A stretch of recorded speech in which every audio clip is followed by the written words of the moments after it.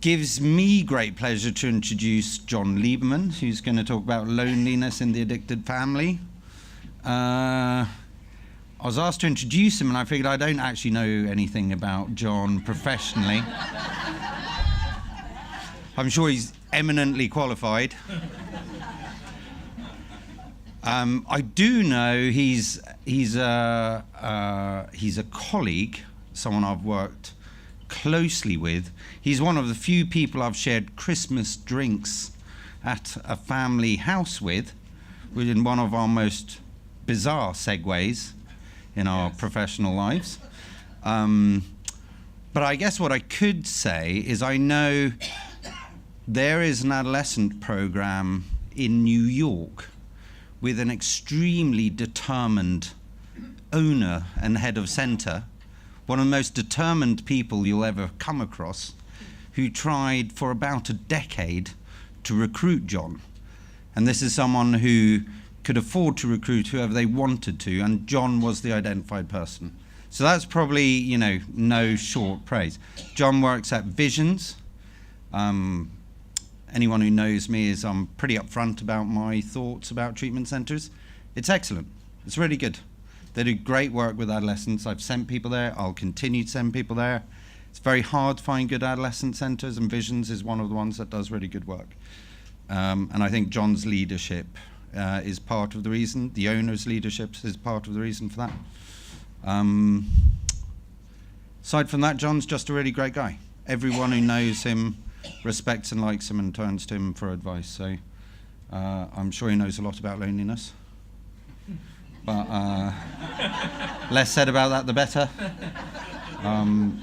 Over to you. Thank you.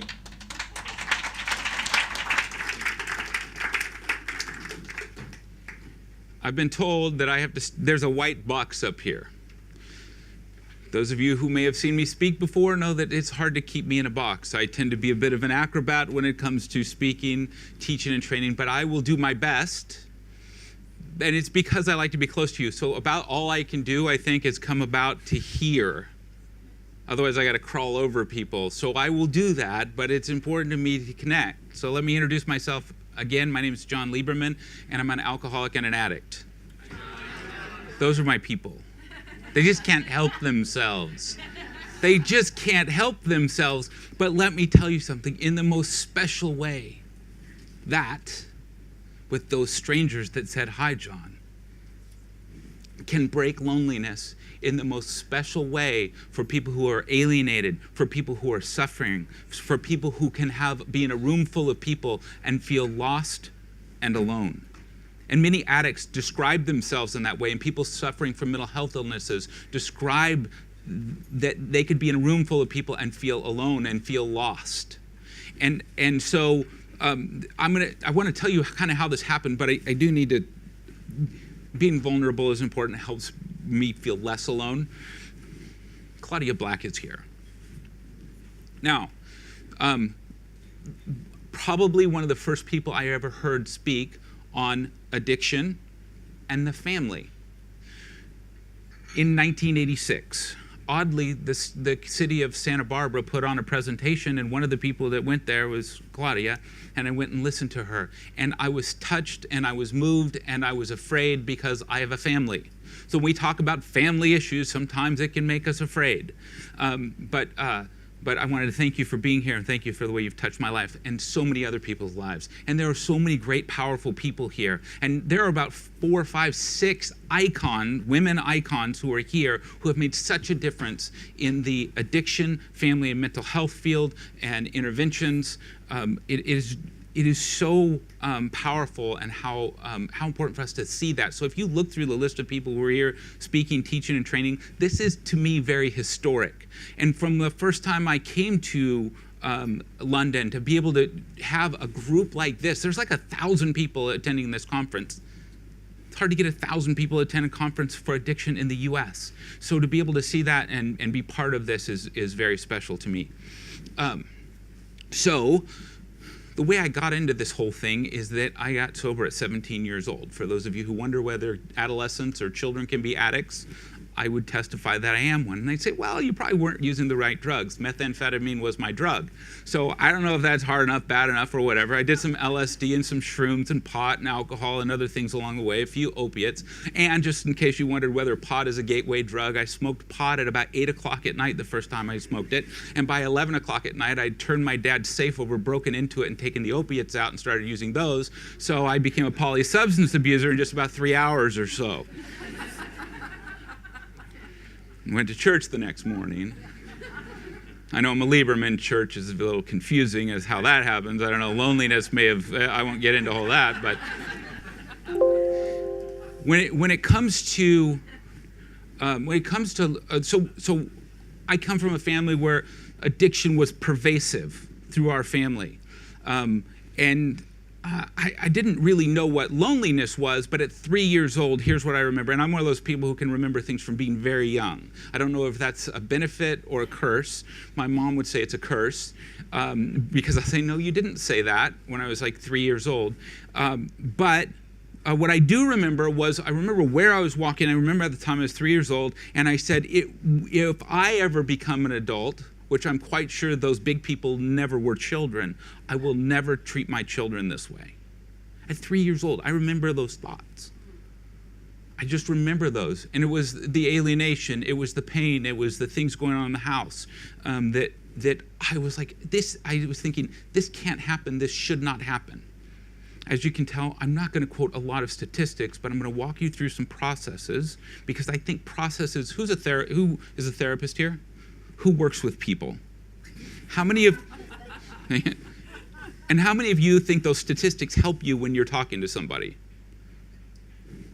Sometimes. You find the person that the statistics are very important to. So it's important to have them on hand, but generally it is connecting with the heart that helps somebody. It's one of the challenges we have with addiction. That's why medications don't just treat addiction, because you have the heart involved. Not heart medication, it's not going to fix that. This is emotional, psychological, spiritual, it's family-oriented. When we look at how we help people, when we take lists, it's very interesting. If you do assessments, who's done assessments in here? Done? Okay, just checking. Who doesn't want to do any more assessments? No. But when we do assessments, aren't these things that we look at, especially with adolescents? We look at things like family, we look at social activities, we look at extracurricular activities, we look at school, we look at, is there some spirituality, their sexual orientation, all of these things. But medication can only help a little bit with some of those things. Like depression maybe, not even that well with depression. Anxiety maybe. A lot of anxiety medications are dangerous and addictive in themselves. So when it comes to finding a solution for some of the things that we deal with, it is what you're dealing with. You are the soldiers. You're the front line when you're dealing with individuals, because there is no exact pat answer. There are pieces of the puzzle we can put together, and learning new pieces of that puzzle can always help. I'm always for more information. I started working in the field in 1985. So I had 103 days sober when I started working. He said, how did that happen? Well, in 1985, if you had 103 days sober and you were 18 years old, they would hire you on a chemical dependency unit, because they didn't have anybody else like that. We were the unicorns, so to speak. We were the special ones. So some people made it, some people didn't. I stayed clean and sober that until now. You can count 34 years. Anyway, so I'm very lucky, and what I was privileged to do was see some very special events come to pass, where we talked about shame and guilt, where we saw the family, the mobile. Have you ever seen that? Sharon Wexrider Cruz and a lot of other therapists have used that, and looking at how the whole family is affected and what happens, how somebody, again, going back to loneliness, is affected. And as I went through, and as I kept working, eventually I went back to school. First I got a degree in business, and then I was looking around. I thought, this treatment thing, I'm struggling being in the box right now. What do I really want to do in treatment? And there's a lot of great therapists that I met. But what I didn't meet was a lot of great people to help put those therapists together for treatment centers, where in a culture that would support, grow, and help other treatment centers and the kids and the families in a very special way, and help make that work. So I went back to school and got a degree in industrial and organizational psychology. Because, well, I didn't realize that what I was learning about was how you put a lot of dysfunctional families together and how those organizations work. So it's very special, but we learn the same kinds of things. Like we learned that people who'd been in organizations for 10 years or more when they usually quit or get fired still had 3 weeks or more vacation time on their books. They weren't taking the time, but they were miserable, and they didn't even know how to take the time for themselves. And that is part of what happens when we get miserable. We don't make good decisions. When it comes to kids, and I think this is a really important, well, I think everything's really important that I say, but I'm going to break something down for you real quick, and then I have slides. Sometimes I go back and forth with the slides. I just want you to know that. It's the way my brain works. So with substance abuse in an adolescent, there's a lot more going on than just when we think about addiction. If you put addiction into a box, we miss so much. We know now from a lot, you know that the adolescent brain is growing, right? It's changing. That's why we say we shouldn't be putting chemicals on top of it. From some of the studies that came out from, it's called the Center on Addiction now, but it says that 1 in 4 kids who are around the age of puberty, if they start using illicit drugs, including tobacco, 1 in 4 will have addiction-related problems in their life. 1 in 4, 25% or worse. It's huge. What other diseases have that? And it didn't say you don't have to use it for this long. The brain just clicks, 1 in 4. I mean, those odds, if you're a family, from a disease point of view and the consequences, and I should say that when we look at addiction-related consequences, the difference between an addiction-related consequence and just an adolescent idiot consequences is, because look, adolescents are what they are. The difference between a car accident and an injury or a felony car accident. The difference between premarital sex or getting STDs and unwanted pregnancies. The difference between failing a class or failing out of school. The difference between, falling down the stairs, slipping and falling, and getting an injury. These are when we look at addiction-related consequences, we look at things that have more. It's basically bad things are going to happen when substances are involved. We make them worse. Does that make sense? So that's kind of what we look at, and those statistics are pretty solid. The very interesting part is that if those same individuals waited till they were about 21 years old before they used those same chemicals, it drops to 1 in 25 or better. It tells us a lot about what happens in the brain and then for that individual and what they learn during that time between the age of puberty and about 21 years old. You're still going to have addicts. You're still going to have alcoholics.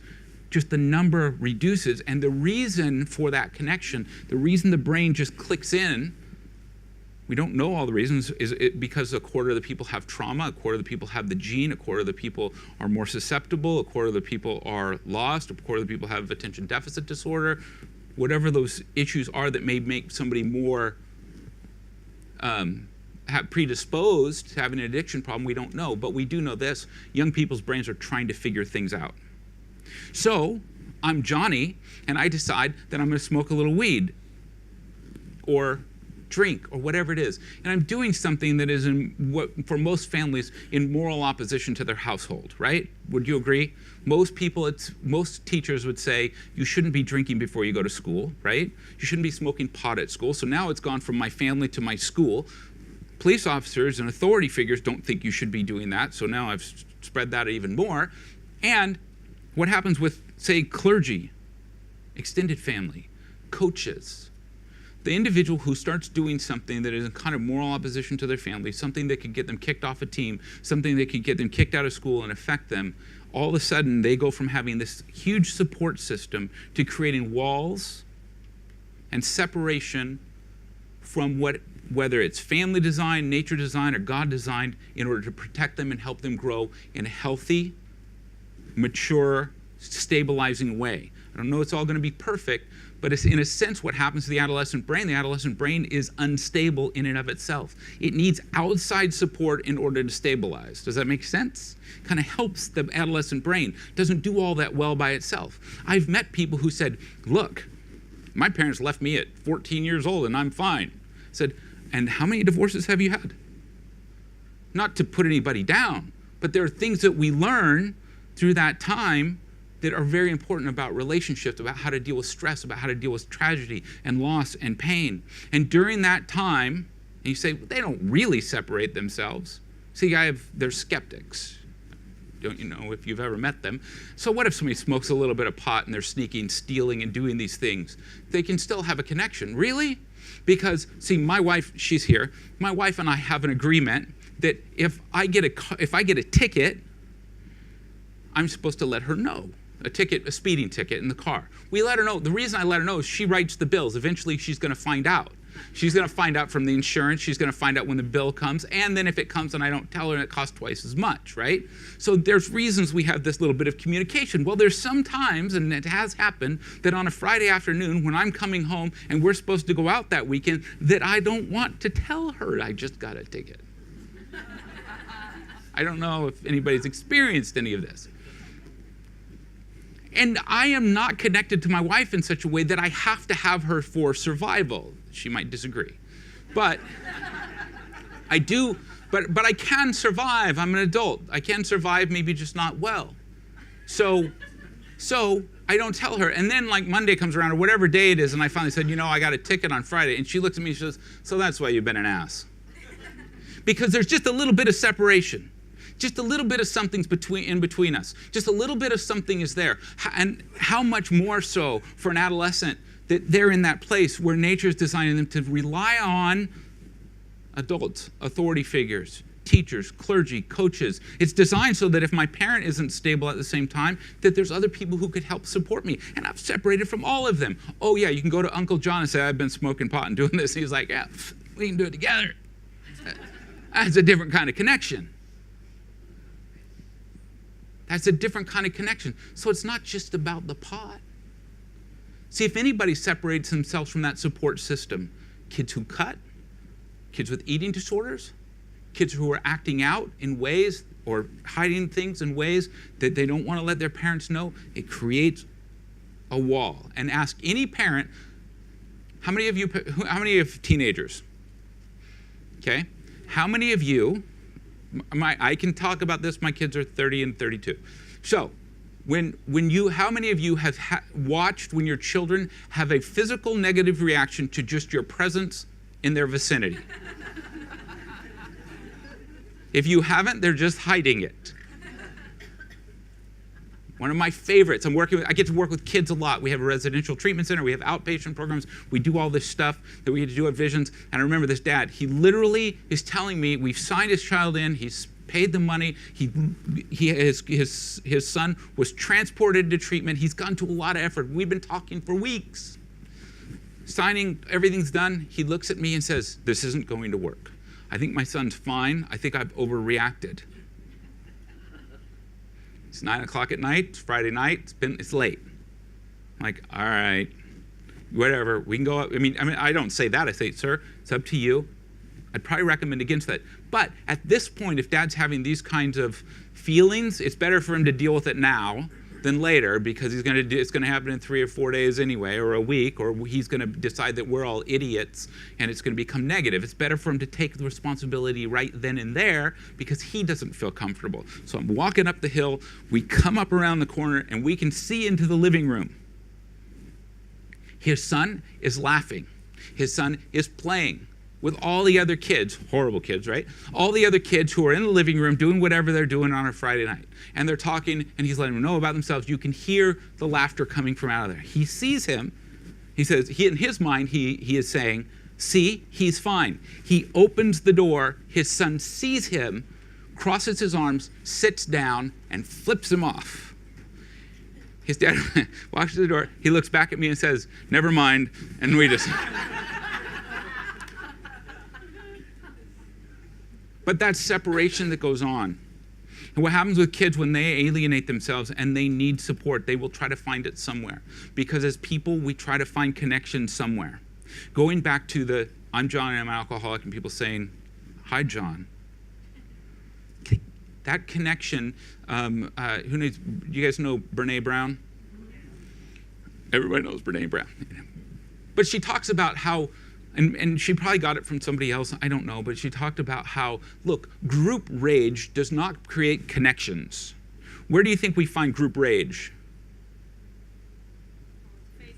Facebook, Instagram, all these things, politics and all these things where everybody gets together over the thing that they hate. That doesn't create connection. We think it does. But what we found out recently, I think about a year ago, the UK introduced the Ministry of Loneliness, right?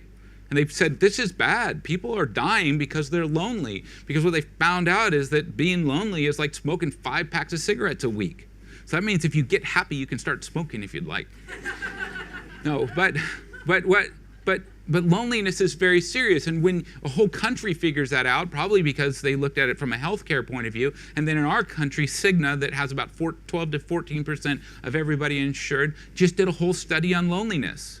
And I'll show it to you later, but basically the UCLA loneliness scale, the 3rd version is the most modern one. You find that it can be very helpful in your practice if you're working with people. It's 20 questions, tells you how to score it and everything. I won't tell you how to score it because you can find out there and it would just take up a lot of time. But what I can tell you is UCLA has been studying loneliness for a long, long time. And it also talks about how somebody may feel, like somebody depressed may describe loneliness in a different way, even though they're really, depression is driving what they're feeling. And it is important as a clinician to be able to ferret those things out.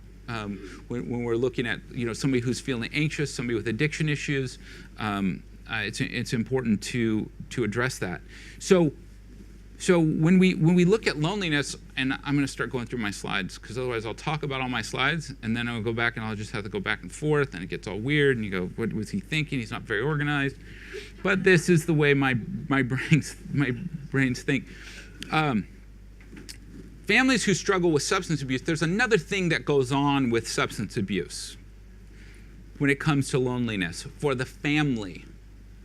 And you guys, look, if you have a really important question other than what time am I going to quit, other than that, if there's something really important, I'm happy to answer questions, and I'll be here afterwards to answer questions also. Can we have the slides afterwards? Yes, just ask, and I'll give you my card and email address and all that, and we'll get them to you. Absolutely. So one of the things about, what do you think it is about, why families and addiction struggling with loneliness? I'm sorry the words got small because it switched from my keynote to PowerPoint. But what is it about that? And this is the scale, that's why I realized I had the UCL scale, so I better get into it in my slides. But what is it, do you think, about substance abuse? Shame. The stigma around substance abuse and addiction is powerful. The stigma around substance abuse is so pervasive,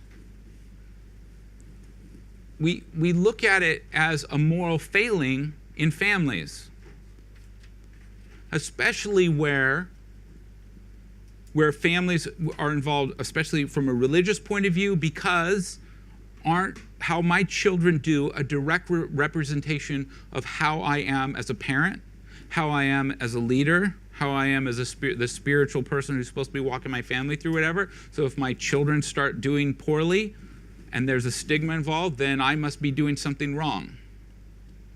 Now, somebody may throw a tomato at me, but if there's a God, I'm not challenging the idea. If there's a God, great. I'm not going to agree or disagree. But if there's a God, then are we not all God's children? And based on the children I've met, God has screwed up a little bit. I'm just saying that we put all this pressure on ourselves as parents. And if my child does poorly, then I have done horribly. And so the shame and the guilt that happens and the alienation that happens about this and not knowing how to reach out for help. When if God is our Father, if that's the case, then maybe he struggles with the same thing or whatever. I don't know. I'm just saying that we put a lot of pressure on ourselves. And parents do that.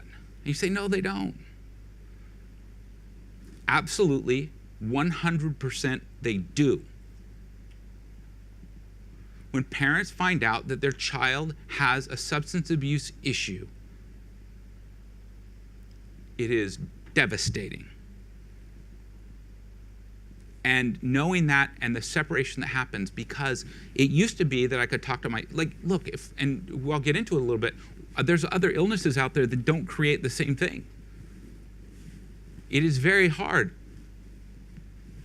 My kids, when my kids struggle with these issues, and I'm in the business, I know all the people. I know where I can send my kids for help. I know the best of the best. I shared with a parent one time that my daughter was also struggling. I didn't share with whatever. She hung up the phone. She called the owner of the facility and said, how can you have him work with people when he can't control his own family?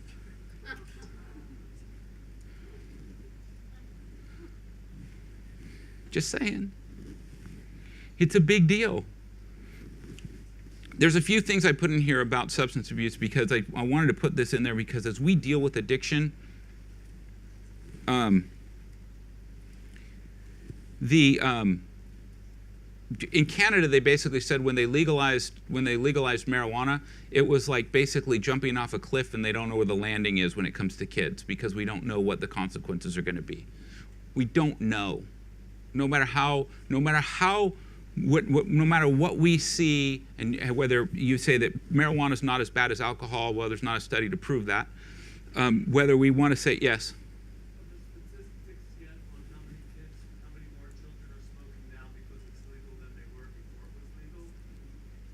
Well, in some states, and it's all going up. It never goes down. But we already know that. If you increase the accessibility, then that's what's going to happen. Here's the problem, and I'll stop with this. Did we put public health first? No. We had no policies, no plan, don't even know if somehow somebody's driving impaired. We don't even know that. But we went, bloop, just throw it out there. Denmark says anything over 14% is considered dangerous and in the same 14% THC. Any marijuana product over 14%, they've been doing this for a lot longer than the US has. They said anything over 14% THC is like cocaine or heroin. In the US, we sell 99% to anybody. Well, nobody over the age of 18, right, or 21, right? They don't get it. That's the way the rules have been done. It's just dangerous, and we don't know exactly what's going on with the human brain. So whatever you guys decide here, just be aware. I'm just saying. 9 out of 10 people with substance abuse problems started using by the age of 18. And we live in a world now and the way this relates is that we see kids now, and they think that they're connecting. How do they connect now?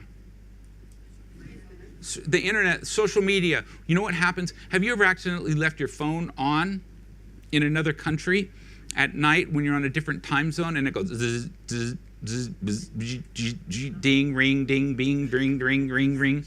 I haven't just done that. I'm in a different kind. So what happens when that happens is you get woken up every time the buzz goes because you become attuned to that feeling. Who here gets phantom buzzes in their pocket or in their wallet or from their purse? Anybody who works with a phone and has to answer their phone, you actually get phantom rings. And you're thinking, that ever happens? Now that I've said it, it'll happen to you. Sorry, I've ruined it.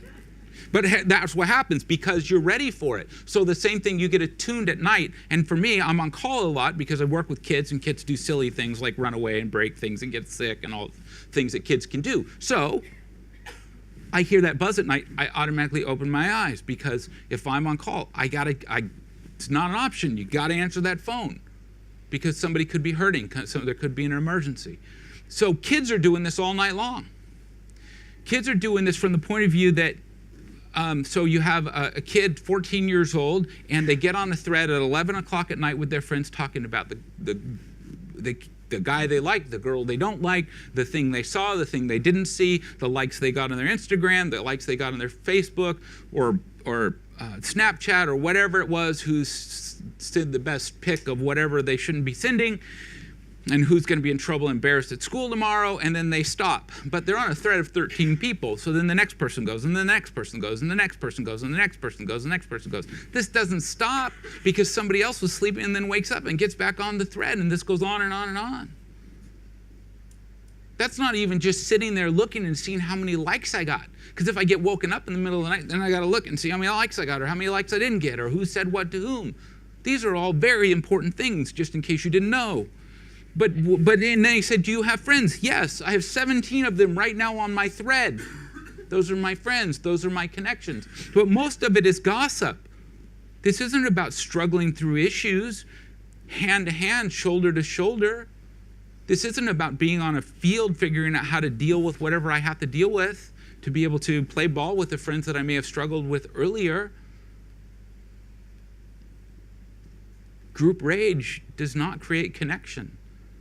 As long as we're trying to be included, to find a place to be included, we lose. When we find a place where we belong, there's connection. And it's hard, and I think as adults in community, we're supposed to create those places for our kids.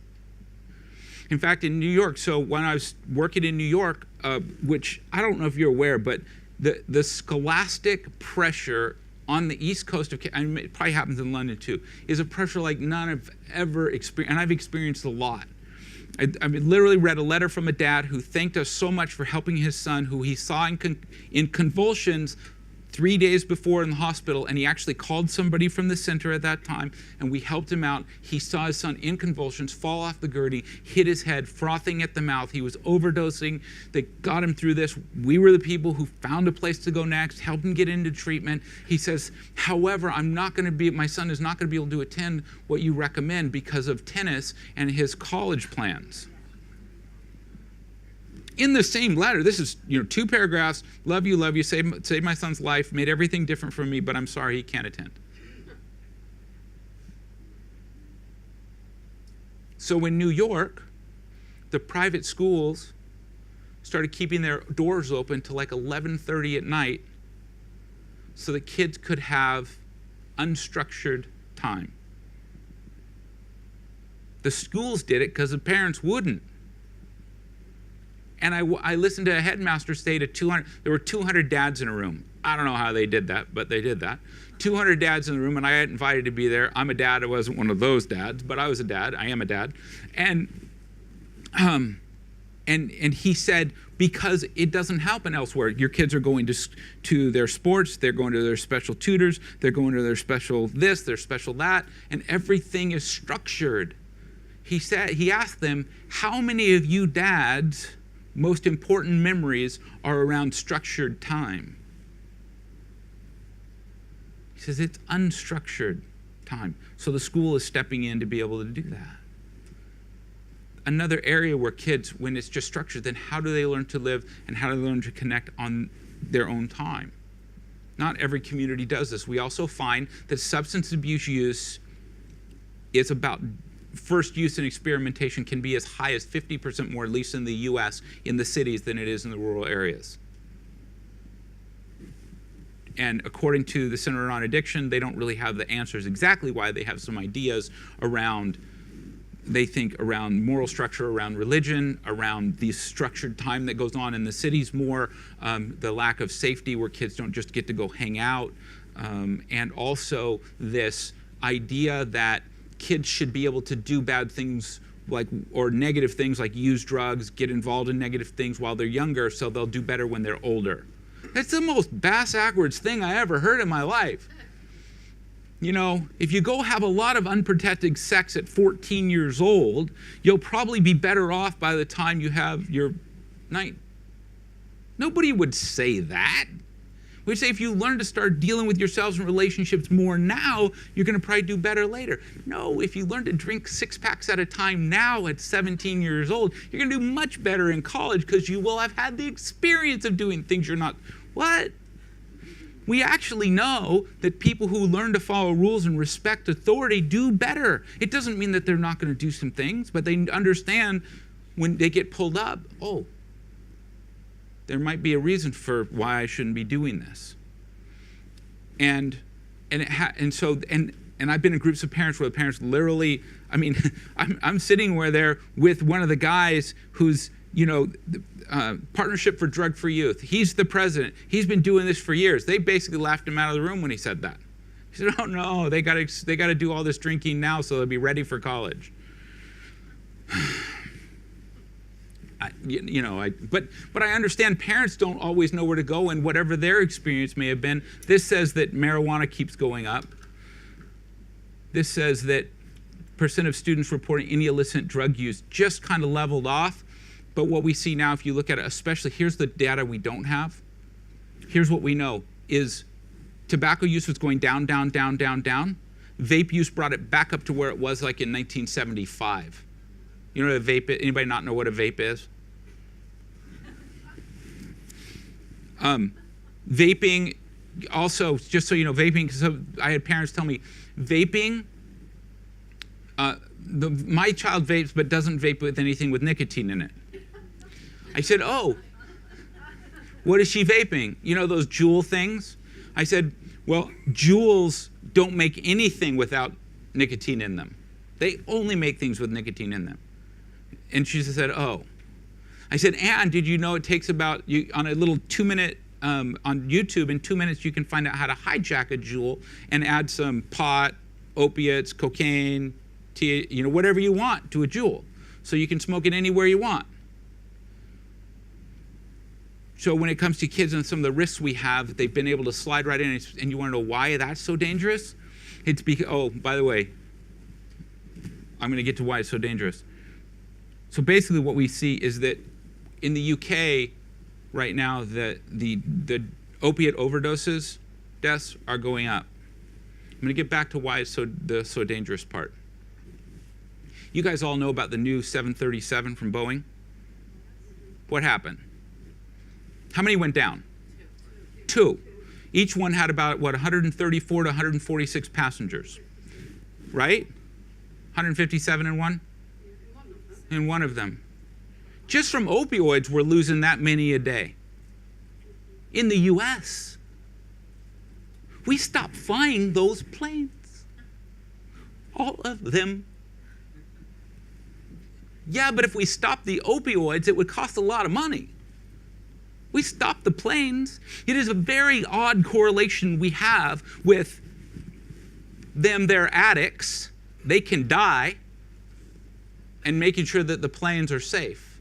And when somebody says they're not a stigma, there's not a stigma, we stop the planes, we're adding more opiates to our populations as we speak. I'm just saying that this is a dichotomy in the way we look at what happens. Yes? No one getting on those planes thought they might die. Nobody taking... Everyone taking opiates knows there's a possibility. No, they do not. No, they do not. Their doctor tells them you should take this. Their doctor doesn't say this could kill you. The doctors don't say that. The doctors don't say they could kill you. There's a lawsuit right now going on in Virginia with our federal government looking at Suboxone because they forgot to tell people that drug is addictive. They forgot to tell them that, and so now there's a big lawsuit going on. No, doctors many times do not tell people, and yes, the information is there, but every time we get on a plane, we know that there are risks. I don't know about you, but when I'm in a tube flying at about 600 miles an hour, once in a while I go, this is weird. Not if you knew that 70,000 people died last year in airplane crashes, you would think twice. What I'm saying is that the information is out there, and the doctors should be talking about it, and that it's very serious. And we have there's a lot of people who don't fly on planes, but they still grounded the planes. There's a lot of people who don't take opiates. I think we should still ground this. I think it's very dangerous. But I'm just saying, it's a difference in the way we look at addicts and the lives that are being lost. And how do we get to that place that it's okay to lose so many people? We did the same thing with AIDS for a long time. Let them rot, let them die, let them burn. Because they're sinners, because they're this, because they're that. And it took a lot of work to get to a place where we took a different approach to that. I know I'm standing on a soapbox and you can disagree. That's fine. That's fine, but I do believe that this is, when it comes to the stigma, it's important to know, to have some understanding of what somebody's going through. A parent, the extended family, how they're hurting, how they're feeling, so that we can help them. Because I believe when we name a thing, we can change a thing, and I still don't think we're naming a thing very well. I think we're trying to medicate a thing rather than really go after it. There was a time in 1914 where the federal government, where we went after these things and changed them. Instead, this is trying to be dealt with in court because there's so many millions and billions of dollars around it. But again, there's millions and billions of dollars around that 737, and we have decided to address it. What this basically shows is that the drug toll continues to go up. And that's one of the things that terrifies families, because we hear about these things on the news, and the steps it takes if you find out that your child is doing an opiate, if you find out that they're doing something, we want to separate ourselves from that. If you find out that your child or a child has diabetes, what happens? Would you say, no, I don't think he does. I don't think she does. It's possible she doesn't. It's possible that there was just some hypoglycemia, right? It's possible.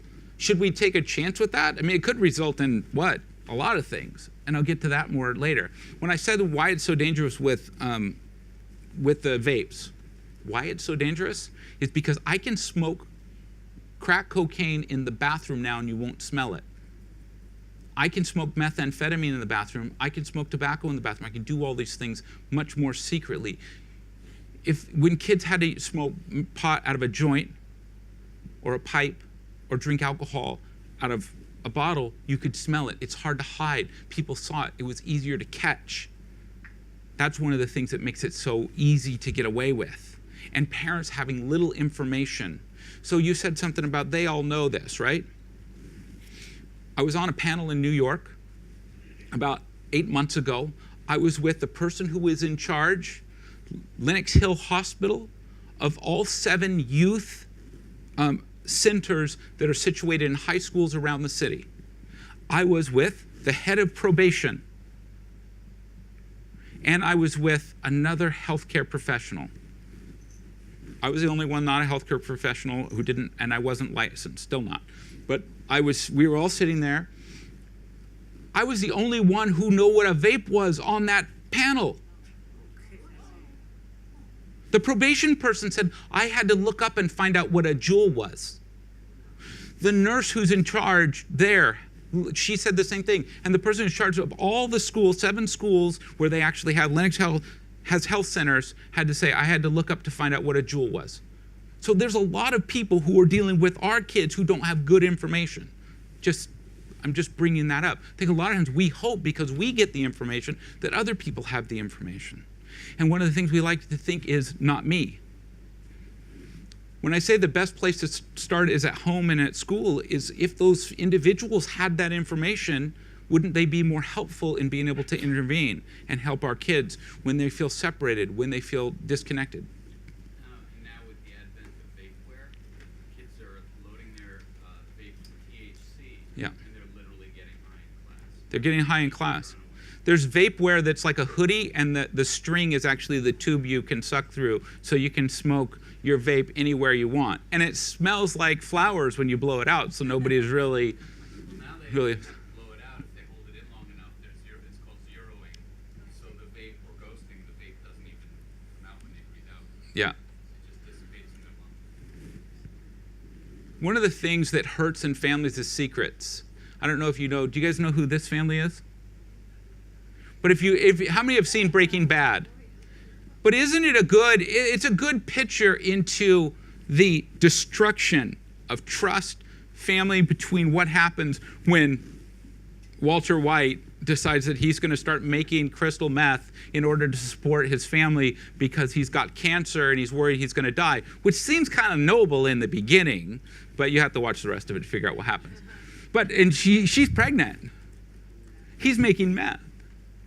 He has a disability. Just saying. They've got another baby somewhere else, right? No other baby, sorry. So when we look at this, secrets are one of the worst things that can happen. It alienates us from being able to connect with other people. The same way if I don't tell my wife that I got a ticket and we agreed to that. And there's certain agreements that we have in the house. And when I talk to parents, I talk about what those agreements are. And what does that mean? And is your son or daughter breaking those agreements? And they're like, yes, they absolutely are. Do you feel like you're disconnected from your son? And they'll say, no. And I say, does your son tell you when he tells me everything? Does he tell you before or after it happens? Because some kids do. They come in. Have you ever met somebody who they got to tell you everything to try to quell their conscience, but not before? That's an adolescent, immature way of dealing with things. Mommy, I just did this. Next time, could you tell me before you do it? That's what we deal with at like 5 years old. If they're still doing that at 16, 17, 18 years old, they're not growing emotionally. They're not connected. And the less they're connected, the way they're going to try to find connection, because that loneliness, that alienation, they're going to try to find it. And they're not going to find it in people who are more stable than they are. They're going to find it with people who are at least as unstable as they are. And what I like to say is, two wet noodles don't hold each other up very well. That's why the friendships start changing. The relationships start changing. Even you'll find out with kids, their whole kind of, the way they present themselves and relate can start changing. All of these feelings when it comes to loneliness, alienation, isolation, loss, disconnected.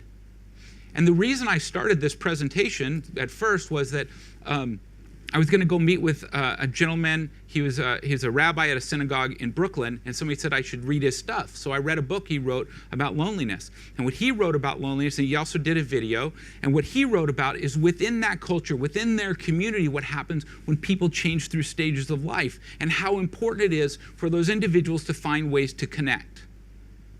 Finding out your son or daughter has, or a family member has addiction, is change of stage of life. And finding out a way to connect, finding out a way to, with other people. There's places like Al-Anon, there's support groups through therapy, there's different ways that we can find connection in order to heal and make it through this. Recently, my nephew found out, and this is why I stopped about because I knew I was going to talk about it, about diabetes. We found out that our nephew had diabetes.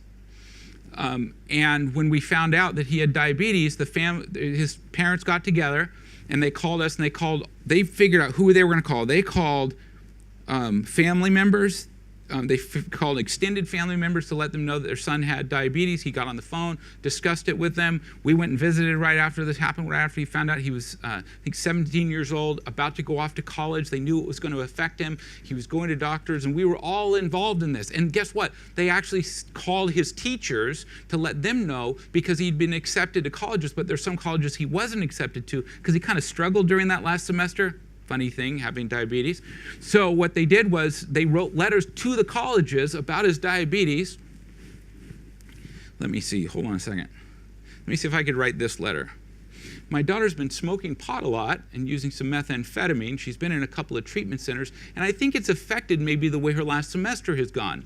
I was wondering if you might take this into account when it comes to accepting her into your university. I don't think we would write that letter, would we? But that's the letters they wrote because they knew he had been affected. And in fact, they made special accommodations for him at the college. Do you think you could make some special accommodations to make sure that my son could be in a dorm where maybe there's some support and therapy and things for his potential addiction issues? There are a few colleges who may have that option, but not many. And even the ones that claim to don't always do it that well as far as support is concerned. I'm just saying, this is a different way. This is where actually we connected more with the family over this, right? That's what we would help. We would hope that during crisis, we come together to help each other. That's not what happens when substance abuse occurs. Not by and large. There may be some things, but usually what happens is the family becomes insular. They can't talk to their parents and grandparents. This is not the kind of thing you would share.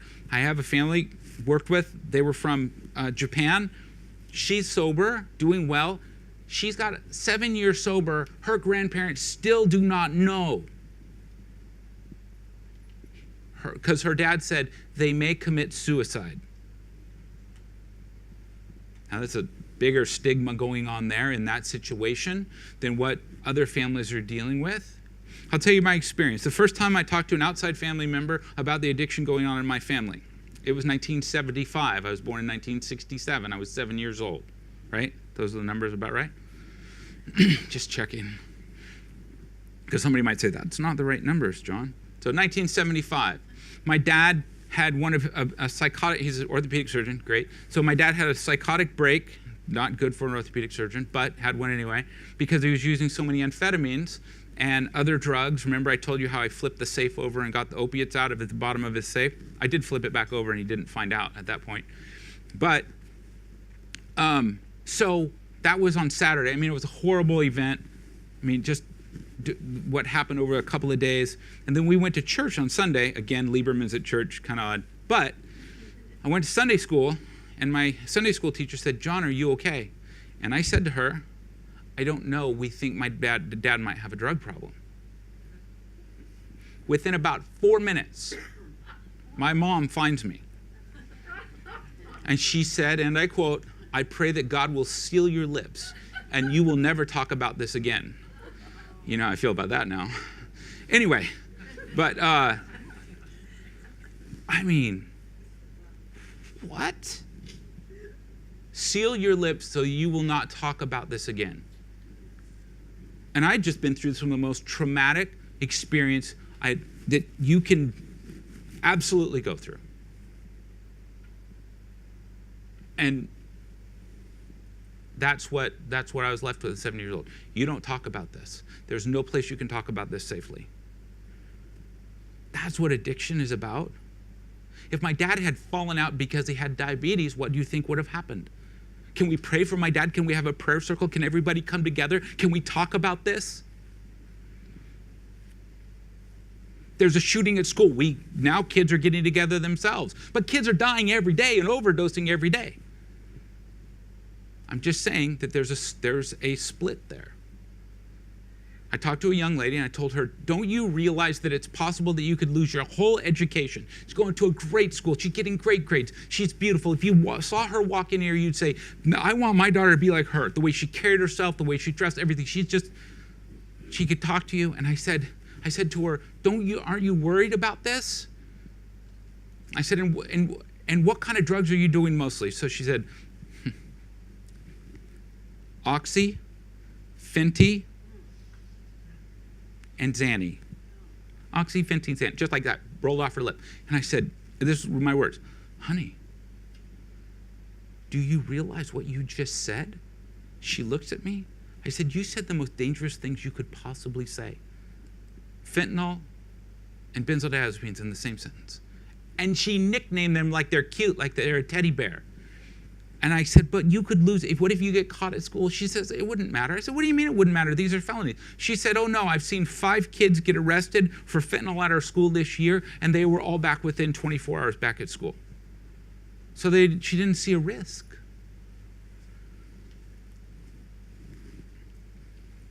When a family learns, they generally withdraw and become isolated and alone in the most time when they need the most healing. I think this also happens, and it would probably be when there's abuse in the home, physical abuse also, when people don't know how to reach out and they hunker down and just try to deal with it. Well, who do you tell? And then basically everything you're living is a lie, because the most important thing, the thing that's most important to you, the most powerful thing to you, you're not talking about. We're finding out now that loneliness may follow similar pathways as pain, like when you break your leg into your brain. That's how loneliness works. How much alienation, how does that work? And the trauma that happens before it. We know now that trauma creates actual brain changes, and then the loneliness on top of that. And the alienation that happens, one of the things we see in families, and I talk to families about when they come into treatment, I say, you guys have to find some way where you can stand shoulder to shoulder on what you agree on. Spend some time figuring that out, because there's a lot of tension and stress that will separate parents when the other kids are there being hurt at the same time, and they need that support in so many ways. And so, find out, Johnny got arrested 3 times during the past week before he came into treatment. There was a fight in the house. Mom and dad had fights. Kid had a fight physically. I said, "Where were the other kids?" And they look at you like, because they're in trauma, right? This is things happen, and I guess they were around. I said to them, because there's some programs for kids we have in California. Betty Ford Center has one with Jerry Moe that's really neat for siblings and also for children and grandchildren of addicts. And I'll say, do you think they could benefit from something? No, they're fine. I'm like, are you fine? No. But to think that my other children could be hurting and what that would mean, and that I'm already vulnerable, I'm already hurting, I'm already wounded, and now you're saying this wound is greater than I thought it was? It's very hard. It's kind of like trying to help a wounded cat, right? You're going to get scratched, potentially. It doesn't mean you don't try to help them, but that person may lash out at that point. This is my Uber driver. I said, I think he told me about, so it wasn't last month now, it's been a little longer than that, but I was with my Uber driver, and he was talking to him about what I do, and he talked about how his son always did well, met this girl, and his world got turned upside down. My son became suicidal, and it took 2 years for him to get out of it. Then he said, I don't understand what I did wrong. I raised him right. Dad's first question was, what did I do wrong? What did I do wrong? And he was a nice guy, and he was an Uber, he was retired, he just liked driving people around. I'm not sure how much wear and tear that put on his car.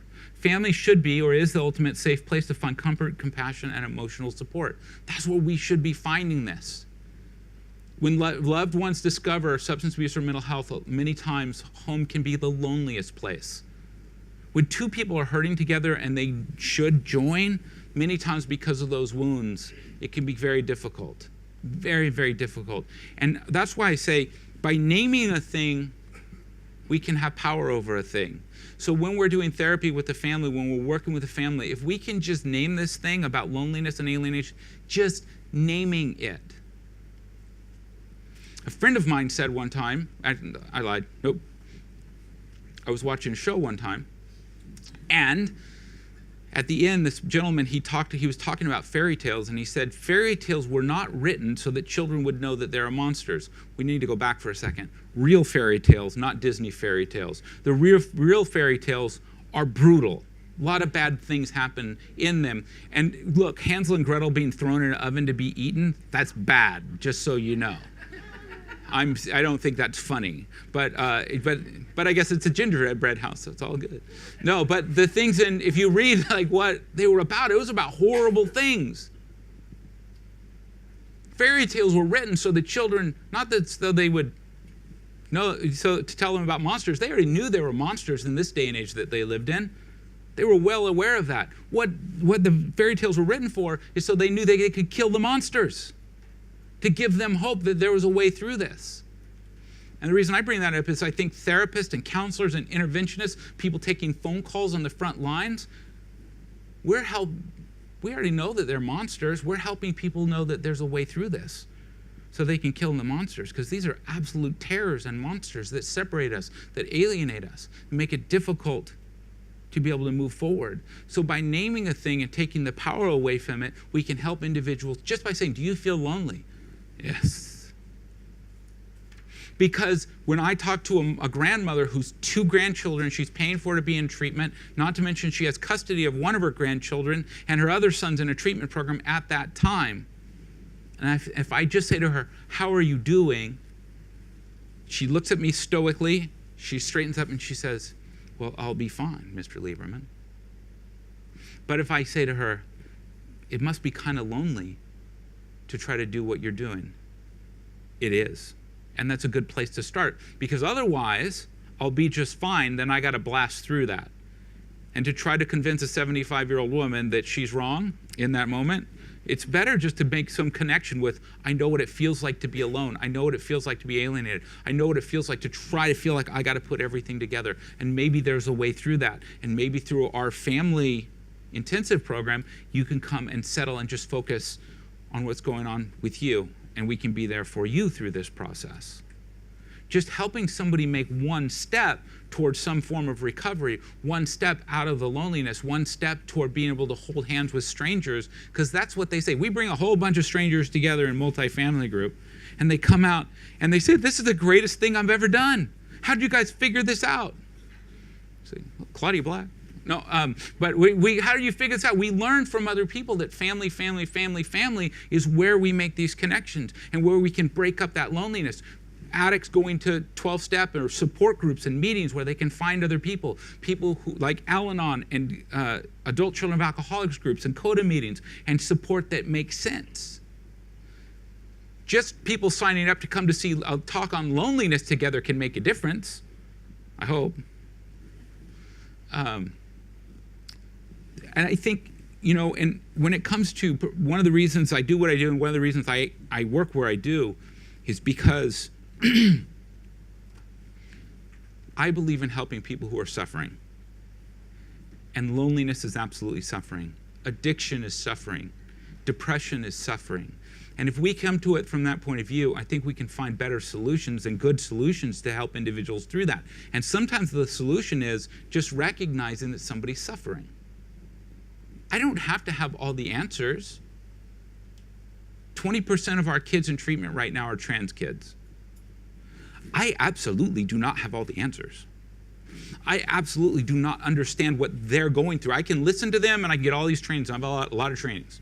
And I'm pretty good at not mispronouncing somebody. I'm pretty good at it, though sometimes. But to somebody who's going through this, I'm still somebody who is a cisgender male who does not understand, who has never had to deal with what they're dealing with. And who am I to make decisions about something that they're going through that I've never been through? How about if I can just be there and support them and help them through whatever they're walking through? Because I don't have to understand it all. I don't have to understand other than I can connect with it. Somebody is suffering.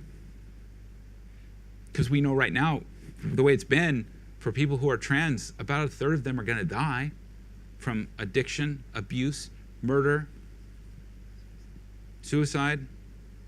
These are the ways, and it's horrible.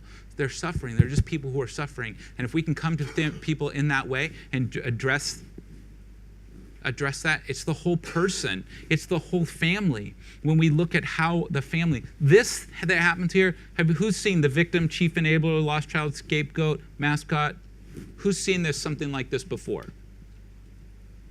Now, some of these things happen naturally a little bit, but basically, in many ways, this is a trauma reaction to what happens in the house and where people find their place in order to fill in gaps, to be the person in order to, in order to be there, in order to, say, for instance, to be the hero so that there's somebody they can look to, somebody's going to be stable in this family when nobody else is stable. I'm going to be there for that. Who's going to be the one who's going to ease the tension when Dad walks through the door and he's on methamphetamine and he's the most respected doctor around? I don't know who that was. Who's going to come in there and can break the ice in a second, make everybody laugh? I don't know who that was in my family, but it was somebody. Who's going to go and just go off by themselves and just read a book? Now, and these things can mix, by the way. There can be some mixtures in there and different things, and people can take different places within the family. The thing is, the family a lot of times will find equilibrium here. It's a reaction. And as we do treatment with families, as we bring families together, we can address these things. You don't need to always address them head on. Sometimes you put a mobile up there and you just let a family read that for a little while, and they're like, oh. And then they'll say, you're the one who makes the jokes. You're the one who became the hero. But they did it from a survival point of view. In order to survive in this family, this is what I needed to do in order to support this. And I decided that when I was 3. I decided that when I was 3. That's not really what 3-year-olds are usually doing. I mean, there are a lot there when it comes to trauma. But there's going to be an effect when a 3-year-old decides to do that. When a 3-year-old decides, I have figured out how to make anybody in my household laugh and ease the tension no matter what. And from a quarter of a mile away, I could tell how my dad was driving up the road. I could tell by the slam of his car door how it was going to be. I just learned. I learned how it was going to be because that I could decide how I was going to react and respond. And my sister was doing the same thing. My brother was doing the same thing. My mom was doing the same thing. But they did it in different ways.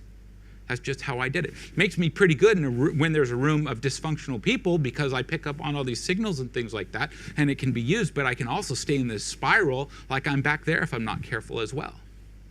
So being able to recognize that helped me to learn what my skills were and strengths and where sometimes it would just send me down the rabbit hole of shame, and I didn't know why.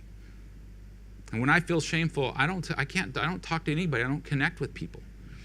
What happens when we are able to do this, we can help people step out of that again, make connections again, so the loneliness and the struggle is not driving them. And one of the things is that it's hard for somebody who is struggling and suffering to reach outside of themselves. Just recognize that also. If you ask somebody, hey, have you been to a support group? Have you been to a meeting? They say, no, I haven't been yet. It's not always because they're defiant. Sometimes they just don't have the energy. And it's terrifying to go to a meeting. I remember this kid, he was Orthodox. He went to his first meeting. Finally, we got him to go from outpatient. And getting somebody to go to a meeting when they've only been an outpatient, they've never been in residential, and nobody's like picked them up, put them in a van or something and taken them. And so he came back from his first meeting. And this kid, he had some anxiety. I don't know if you know that some Orthodox Jews have anxiety, but he did. Anyway, he had some anxiety and stuff, and he comes back, and I was there, and his counselor said, how was your first meeting? And the look on his face, he was like, the first 59 minutes were horrible. I didn't know anybody. I felt uncomfortable, and these people are talking about things I didn't know what it was like, and they said a prayer from like a Catholic thing. Should change that. Anyway, but he said, as they closed the meeting, he didn't see somebody. There was another Orthodox young man from across the way, he said, who was throwing chairs aside to get to him so he wouldn't walk out. And he got to him, and he said, hi, my name is so-and-so. I just want you to know the first time I came, it was really weird too. I've been coming for a while, and it's not so bad. And his counselor said, what does that mean? He says, I think I'll go back. Because he wasn't alone. He wasn't alone. Somebody reached out. Somebody connected with him in this process, in this weird place, in this weird time. So as much as we can talk, like we can look at the ministry of loneliness and what's going on with individuals and how we got to help people. Yeah, you think about, well, you can't just give somebody medication to make them not lonely. Sometimes you got to go to Disneyland to get happy or whatever it is. There's a certain thing that's not that. I have another hour, right? And when it comes to families, it's not always the same way to be able to help them because they come in all shapes and sizes. I'm pretty sure that one wants to eat me. But they come in different shapes and sizes. But they're still family. That's what I talked about group rage. Do we belong or do we fit in? Do you belong or do you fit in? Do you have a place that you feel like you belong? When I went to my first NA meeting, I felt like I belonged. There are other places I feel like I belong. I feel like I belong at work. I feel like I belong at home. I have 2 wiener dogs. I don't know what that says about me. We have 2 wiener dogs, sorry. But there's places I feel like I belong. I feel like I belong in these situations, even though I don't necessarily agree with everybody. That makes a difference. And to find a place of belonging, find a place of meaning beyond other things. And I find belonging from one of the guys at work who loves to talk about, Lord of the Rings. Just saying. Who knows me? Who knows me? Who knows every deep, dark secret about me? Is there somebody out there? It's one of the things, if you don't know, in the 4th and 5th step of Alcoholics Anonymous, where we talk about how to write about and talk to somebody about my deepest, darkest, horrible things. I started my sister using drugs. I gave her methamphetamine for the first time. My sister has hepatitis now. I started her down that journey. Obviously, she made decisions, and it's horrible, and it's shameful. I went through a lot of things as a kid that I wouldn't wish on anybody. I learned to talk about those things openly. I learned to talk about some things with my sponsor that only they know. But when somebody knows me, it takes away that alienation, that piece that I can connect, that it's okay when my sponsor says, yeah, and it's going to be okay. Or, I did some of the similar things, and I see that they've walked a path before me. Walking a path before somebody can be the most special thing we can do. And then putting our arm around that person and walking that path together during that time. Therapists do it, counselors do it. Somebody says, yeah, but that's really a professional relationship. I'm just trying to figure this one out. I'm just saying. in the whole, it's a relationship. It's people. Whether it's professional or not, whether it's paid for or not, when we're together, we're together. When we're human, and we don't really get to choose how we're going to be affected. I'm choosing not to be affected by these people when they come into my office. I'm choosing this is the level of how much I will be affected by them. That doesn't work. I used to listen to a guy, his name was Terry Kellogg, and somebody asked him from the back of the room, how much should I be affected or be involved with my clients? He says, just don't cry harder than they do. We're all going to be affected, and we get into this because we're, another guy, Mark Laser, said, are we wounded healers or unhealed wounders? If I haven't dealt with something, I can bring it right into the rooms and not be able to help that person through it. Doesn't mean I got to know everything, but it is knowing what my limitations are. But if I can deal with my issues and support somebody through that, then I can be a wounded healer. But recognizing that there's nobody that's perfect and letting somebody know I may not know how to deal with that. Now here's the thing, Mark would say, if you're really kind of in dysfunction, then you probably wouldn't even see it anyway. But if you're in dysfunction, you should probably get help before you're trying to help more people. You'll do better in life. And here's the other thing, we're all in some dysfunction. Shh, don't tell the people. All of us. We've all got stuff. We're people. And addiction is a disease of alienation. It will always separate us emotionally, physically, spiritually from those around us. It cuts us off in our ability to connect and support each other because all we're trying to do, what happens for those of us, especially with substance abuse and addiction problems, is we're trying to fix something inside artificially. And I don't show up when I'm just fixing that pain. I have to walk through the pain. I need to walk through the pain ultimately to be on the other side to help somebody else through that. That doesn't mean that because my dad was using drugs, he couldn't be loving. No, my dad in many ways was loving. In many ways, my dad was supportive. But underneath that, there was always that edge. There was always that fear. I knew what he could do, and I knew he'd never talked about it. It was never okay. He didn't ever deal with the stuff so that it could get to a place where we could feel comfortable. Addiction is a disease of alienation. And I've said that before. A friend of mine said if you want to get through to somebody, you should say it 3 times. So it's a disease of alienation. And the thing that will keep us from getting help is stigma, fear, shame, and guilt. A long time ago, somebody said about Alcoholics Anonymous, the thing that will keep people from getting sober is stigma, stigma, stigma. And there's one other thing. What's that? Stigma? That's what will keep us from getting sober. That's what will keep people from entering the rooms of Alcoholics Anonymous and Narcotics Anonymous and finding a way to be honest and not be alone. Not be alone in their shame, not be alone in their guilt, not be alone in their fear. Because emotions are the most powerful forms of those things. Letting go with love. Taking the spirituality of taking action, and that's, I think I took this from Deborah J., who wrote about love first. You know, a lot of times when we think about programs, we think somebody just has to hit their own bottom. You know, and that's where I think parents find loneliness sometimes. They don't know what to do, they don't know how to act. But I think when we act in love, to support, to intervene, to help somebody through a process, even if that means taking a hard line, it's action. When we take action, we have control. When we are able to take control, then that can split some of that so I can be honest and open with you. When I feel closed up like there's nothing that I can do, it is debilitating, frustrating, and terrifying. Again, more suffering. But when I can take some action from a loving place to help, it can make all the difference. It doesn't mean that person's going to get better. But if I can get better, there's a whole lot more hope.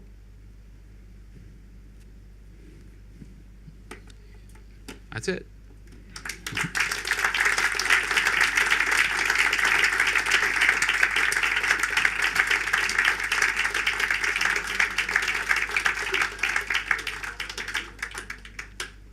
There's a microphone in the back if you have any questions. What time? We end in what, 15 minutes? Okay, I did it right.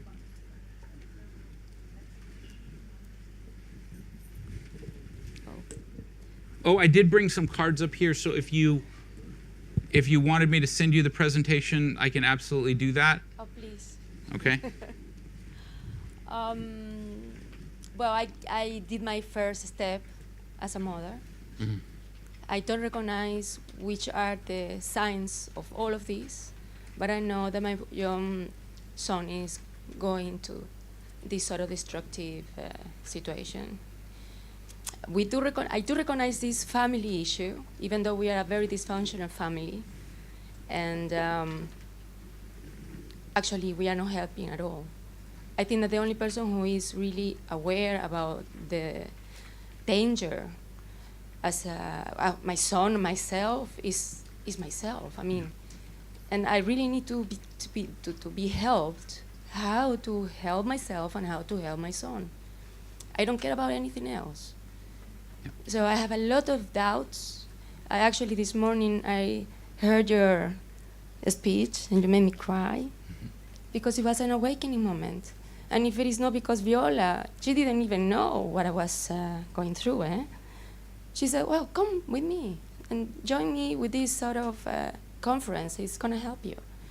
So actually, I have been attending 2 amazing presentations. And which is the first step that a parent, a mother, a father should do? If you're already getting some hints that your child of 17 years old is getting into trouble in school, going away, getting late, he doesn't want to go to school. The last year is a mess. Which is the first step? Well, you just did it. Basically, you said, this is what's going on with my child, and I don't know what to do next. So what do I do next? And that's where I'll be here afterwards. And and I'm not, this isn't to diminish this in any way. So talking about it is the first step. Going somewhere to find out more, that's a step. And then figuring out what we can do to start helping. And I'll be up here and there's different people in the room to try to help to walk through this with you, kind of shoulder to shoulder again, to give you options on what you might be able to do to help and where there's resources. But that's the hardest thing right there. And I'll tell you, when my mom recognized that I had a problem, she was the only one in the family who recognized that I had a problem.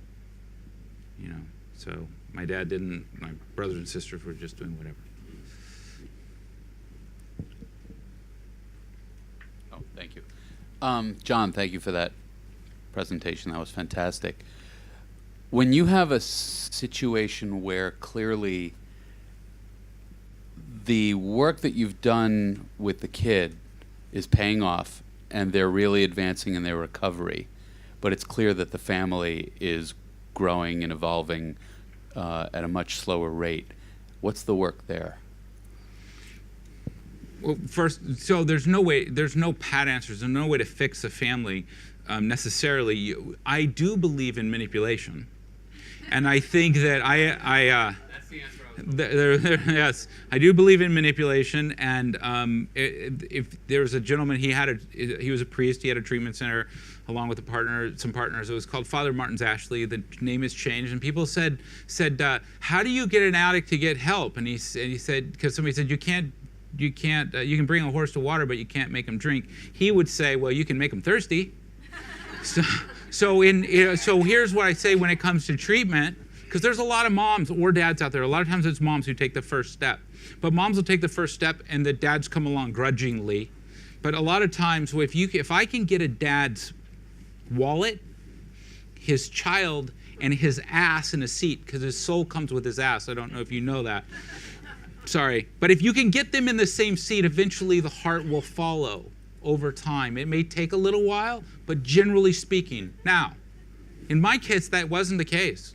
And we had to figure out a living situation that was supported. When I was in treatment, my dad made me take a lie detector test because he thought I ripped off his house. He thought I did all these other things. He just didn't know when I really did it. But anyway, but the point is that to figure out, so like we say in our program, it is a requirement that you come to this many sessions during treatment, and it's a requirement that you attend our parent intensive seminar. Parent intensive seminar, this 3-day workshop that we're going to do. Because if I can get you for a time and we can get you in a chair and I can get you with other parents, we can start making changes sometimes incrementally. And then I've also had parents say to me, a mom or a dad say, well, I've been trying to get my wife to go to therapy and she won't go. And I said, if you go, would she go? Oh, maybe. There's different ways that we try to figure this out. And it's much easier, again, to get somebody thirsty to lead with sugar rather than, with salt or whatever it is. But yes, manipulation, whatever it takes to get somebody in the room. I just wanted to say, John, no,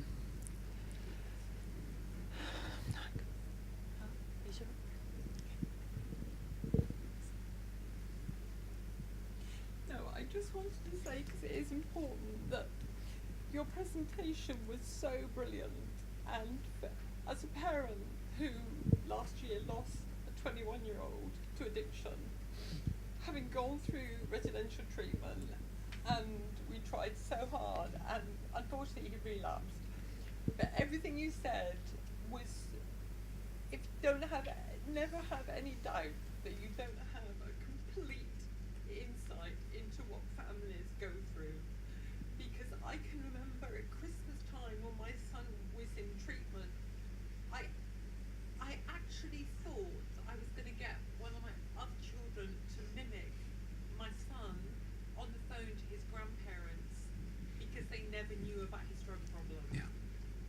And when I'm retelling that now, as someone, I'm a health professional, I've been working in this field for 15 years, and if anyone would have told me that I would have my own son who would suddenly develop the most chronic addiction, and we just tried outpatient, we tried day, until eventually he came to us and said, I'm desperate, you need to send me somewhere, I can't do this anymore, I'm lying to you, I'm in this up to my neck, I can't tell you how much money I owe to dealers, you've got to help me.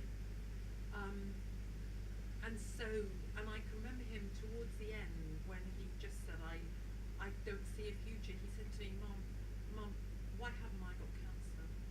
He said, I would love to have cancer. He said, number one, I'd have a fighting chance of winning. He said, number two, I wouldn't feel so ashamed of myself. And I thought, what are we doing? Why are we making people feel so ashamed of themselves? Like you said, we're seeing people, I don't know, sorry to be upset. That's okay. But it's just, what you said, it was just like every slide was like, you totally nailed it. You totally nailed it. So Thank you. Thank you so much. Thanks.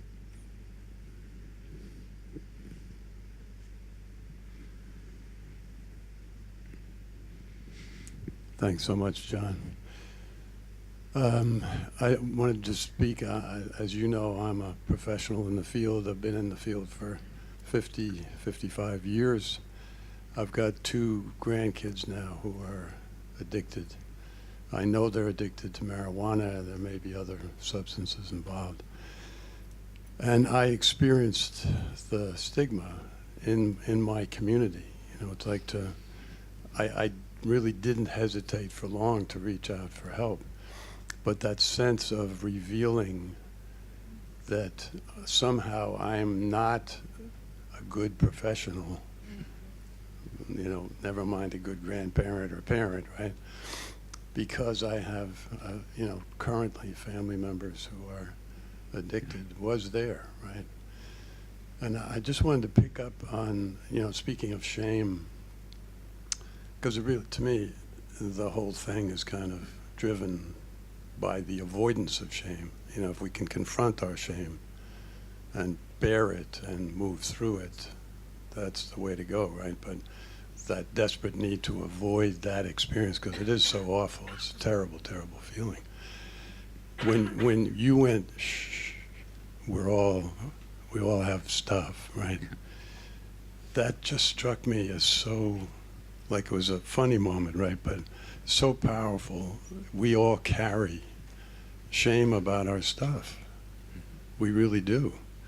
As much as we know we don't deserve it, it shouldn't be there, et cetera, it's there. And I think there's something about being able to speak to the shame that remains, and remains powerful in terms of how we then talk with one another. Because we're good at talking about it and being helpful and all the rest of that. But when it comes to really being able to be open amongst ourselves as professionals, that's a bit radioactive as far as the shame zone goes. But I'm just grateful that what you're doing is really opening that door more and more for people to walk through and, confront barriers that are in the way for the help. Thanks. Thank you. I'll be here. You can go.